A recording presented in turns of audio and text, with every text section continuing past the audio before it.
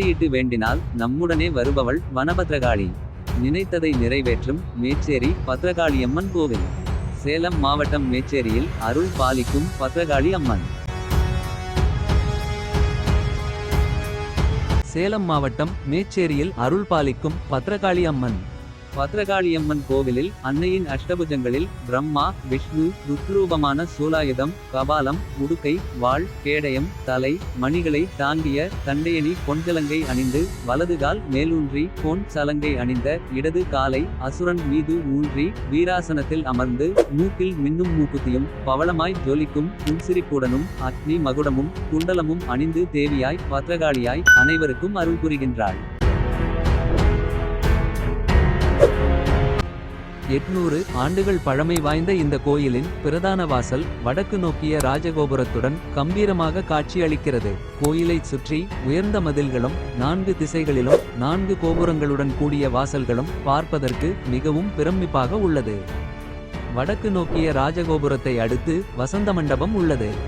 மண்டபத்தின் மேல்பகுதியில் உள்ள விதானத்தில் சிங்கவாகனத்துடன் வாளேந்தி நிற்கும் பத்ரகாளியம்மனின் உருவம் பஞ்சவர்ணத்தில் ஓவியமாக வரையப்பட்டிருப்பது பக்தர்களின் கவனத்தை ஈர்க்கிறது.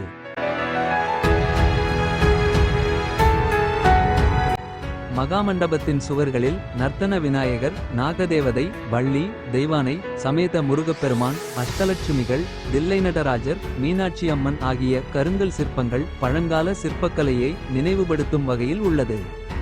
இந்த மகாமண்டபத்தின் நடுவில் நின்று ராஜகோபுரத்தையும் மூலவர் விமானத்தையும் பத்ரகாளியம்மனையும் ஒரு சேர தரிசனம் செய்ய முடியும். இது தமிழகத்தில் வேறு எந்த கோயிலிலும் இல்லாத தனிச்சிறப்பாகும். இவ்வாறு தரிசனம் செய்வதால் முப்பெரும் தேவிகளின் ஆசீர்வாதமும் காளியின் ஜெயமங்களயோக சித்தியும் கிடைக்கும் என்பது ஐதீகம்.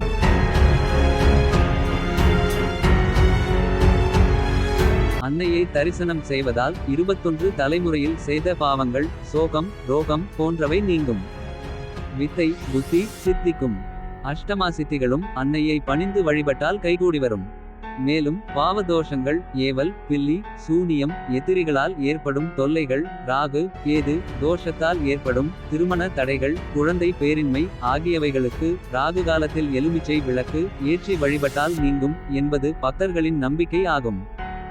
மேலும் மனநோய் பாதித்தவர்கள் ஒரு மண்டலம் இங்கு வந்து தீர்த்தம் விபூதி உட்கொண்டால் நோய் நீங்குவதாக சொல்லப்படுகிறது. பேய் பிசாசு பிடித்தவர்கள் இங்கு வந்து பூதகணங்களின் முன் நின்று கூட்டு பிரார்த்தனை செய்து விபூதி அணிந்தால் அவைகள் அனைத்தும் நீங்கி விடுவதாக சொல்லப்படுகிறது. கால்நடைகளுக்கு ஏற்படும் நோய்கள் நீங்க பக்தர்கள் இங்கு விபூதியை பெற்று செல்கின்றனர்.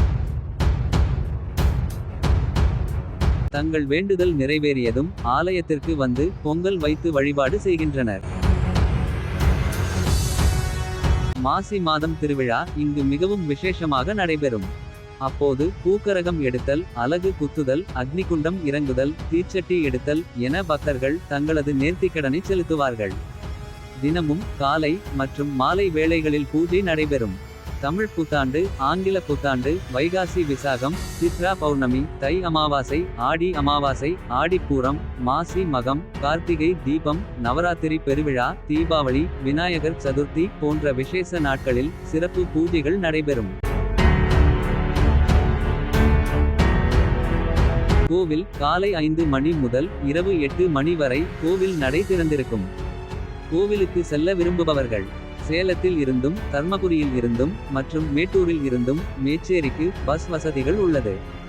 மேச்சேரி பேருந்து நிலையத்திலிருந்து 300 மீட்டர் தொலைவில் அமைந்துள்ளது கோவில்.